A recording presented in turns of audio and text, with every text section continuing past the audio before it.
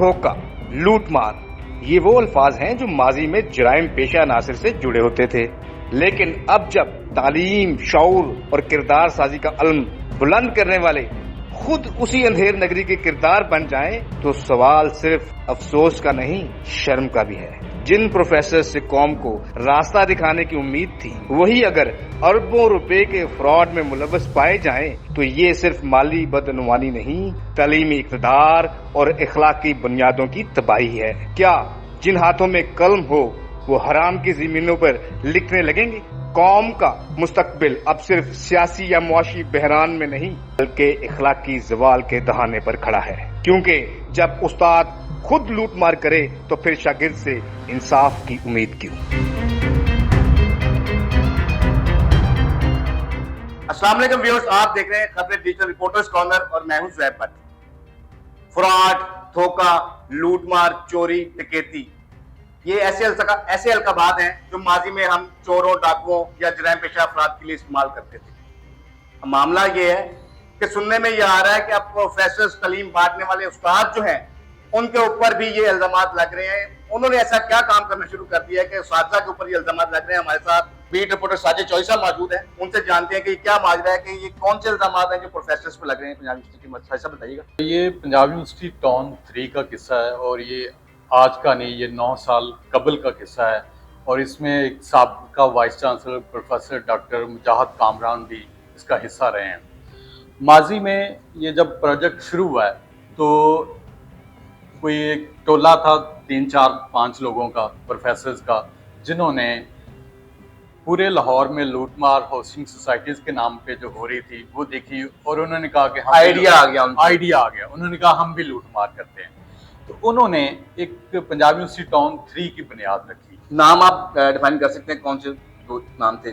جی، ان میں professor doctor Azhar نعیم تھے، اچھا، پروفیسر ڈاکٹر ساجد رشید گجر تھے، محبوب حسین تھے، فخر الحق نوری تھے، اور 2-3 اور نام تھے ان میں ایڈ ہیں، ٹھیک ہے۔ تو انہوں نے اس ٹاؤن کی بنیاد رکھی لاہور میں، چونکہ یہ اساتذہ تھے اور اپنی یونیورسٹی کے اساتذہ کو یہ پلاٹ دینا چاہ رہے تھے۔ ذرا ڈیفائن کیجیے گا چوہدری صاحب، علم میں اضافہ کریں۔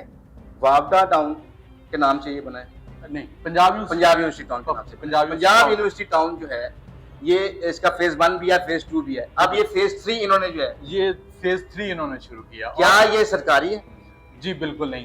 یہ تو پھر انہوں نے نام اس کا کیسے یوز کیا؟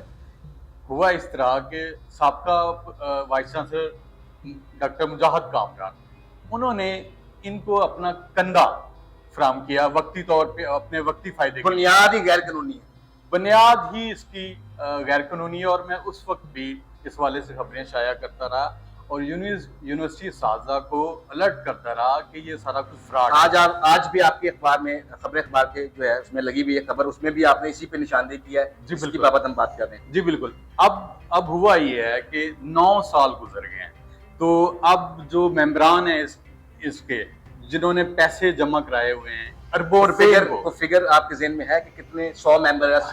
1000 کے قریب جو ہے نا ممبرز ہیں، آن ریکارڈ ہے، اور انہوں نے اس کے سارے پیسے جمع اکاؤنٹس میں لیتے رہے ہیں۔ جی سر انہوں نے یہ بتایا کہ ٹاؤن اپروو کرایا، اس کی زمین الاٹ کرائی، کوئی گرین لینڈ براؤن لینڈ سے اس میں کنورٹ کیا، یا کس طرح یہ سارے معاملات کیسے؟ یہ کوئی اپروو سوسائٹی نہیں ہے، ٹھیک ہے، چونکہ یہ اساتذہ کی اپنی 2-4 ایک گروپ تھا، اس کی تھی سوسائٹی، تو یہ اپروو تو ہوئی نہیں، نہ یونیورسٹی نے اس کو اون کیا، ٹھیک ہے، اور نہ ہی یونیورسٹی انتظامیہ کی جانب سے کوئی کیس یا کوئی کسی قسم کی مزاحمت کی گئی، اس پہ ایک عدالتی؟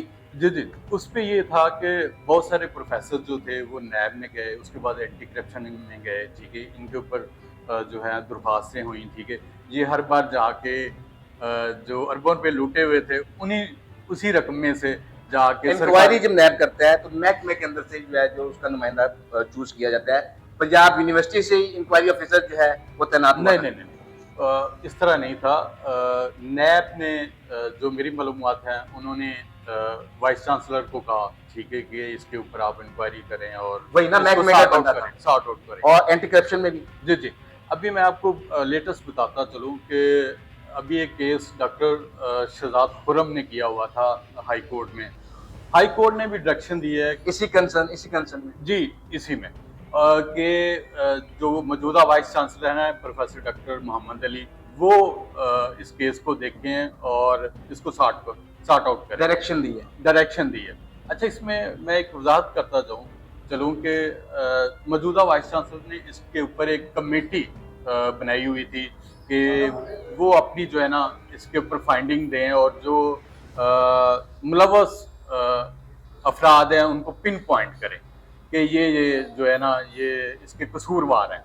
तो उस कमेटी ने उसमें उस्मान साहब, डॉक्टर उस्मान है IQTM से, ठीक है, डायरेक्टर हैं उसके, उन्होंने कोई 5-6 माह गुजर चुके हैं लेकिन उन्होंने अपनी इसके ऊपर फाइंडिंग्स नहीं दी, अभी तक पेश नहीं की। जी बिल्कुल नहीं, ठीक है। वो और इस क्या देख रहे हैं आप ये क्या देख रहे हैं कि नैब में केस चल चुका, हाई कोर्ट का जो है अदालती हुक्म है वो आ चुका, मुख्तसरन एंड मुझे आप ये इसका कंक्लूजन बता दें। अच्छा, कि आप क्या चाह रहे हैं, क्या देख रहे हैं कि इसका जो फाइंडिंग्स हैं वो जो इसकी इंक्वायरी ऑफिसर है वो रिपोर्ट पेश नहीं कर रहा, जो इल्जाम जान है वो एयरपोर्ट पे टूट के बैरून मुल्क, जिस तरह आपने बताया, वो बैरून मुल्क बैठे हुए हैं।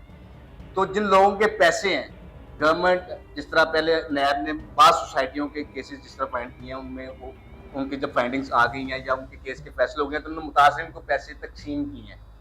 यहाँ हम कहाँ तक पहुंचे हैं नैब के प्रोसेस में?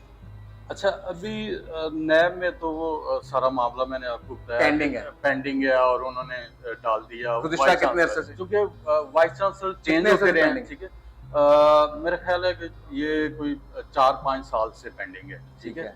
अच्छा, अब सूरत हाल ये है कि जो इस टाउन 3 के मुतासिरीन हैं उनका पैमाना लबरेज हो चुका है और सब्र का पैमाना लबरेज हो चुका है और वो अब सड़कों पे आने लगे हैं, ठीक है। उसके लिए वो प्लानिंग कर रहे हैं और उसमें भी जो इससे पहले भी तक अग्रेसिव हुआ जी नहीं, जो अग्रेसिव मेंबरान है वो चाह रहे हैं कि जो इनके जो फ्रॉड में मुलव्वस प्रोफेसर्स हैं उनके दफ्तरों में जाया जाए, वहाँ पे जाके एहतजाज किया जाए और यहाँ तक बाज़ लोग जो हैं वो हैं कि इनको जाके जूते मारे जाएं, ये हमारे पैसे खा के बैठे हुए हैं, ठीक है। और लेकिन दूसरी तरफ बहुत से मेंबरान ऐसे भी हैं जो सिर्फ ये चाह रहे हैं कि सड़कों पे निकल के जो ना बाहर एहतजाज किया जाए और अपना हक जो है ना वो मांगा जाए। बहुत शुक्रिया, थैंक यू। डाकुओं चोरों के बाद अब तालीम बांटने वाले जो अफराद हैं, उसातिज़ा हैं, उन पर भी इल्ज़ामात जो है वो लगने लग चुके हैं, जिसमें चोरी, डकैती के अलावा फ्रॉड के।